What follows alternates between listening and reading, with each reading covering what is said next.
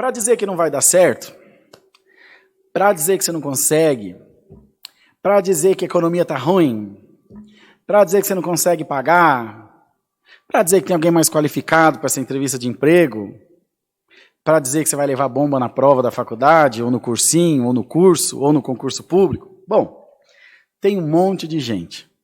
E às vezes, as pessoas que nos amam de verdade não falam porque querem o nosso mal.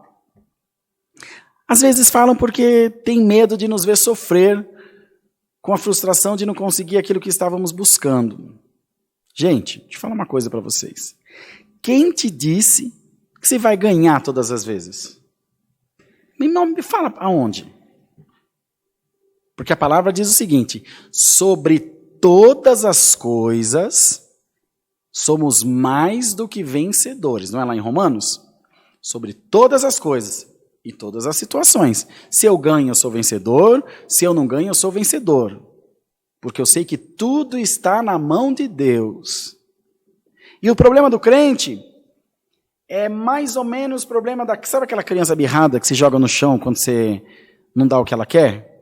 É mais ou menos o nosso problema. A nossa fé, ela está meio condicionada, eu obedeço, eu amo a Deus, eu estou na presença de Deus, enquanto Ele estiver fazendo o que eu quero. Porque, irmão, pense, a turma não vai morrer, não vai perder dinheiro, não vai sujar nome, e tantas outras coisas que eu nem saberia enumerar para os irmãos. São situações adversas, ruins, que fazem parte do nosso cotidiano.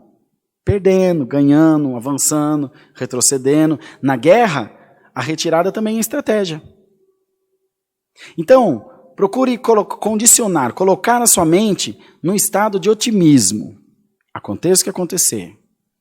Vira o mundo de ponta cabeça. Eu estou bem comigo mesmo. Ah, não deu certo. Eu fiz o meu melhor. Não deu. Paciência.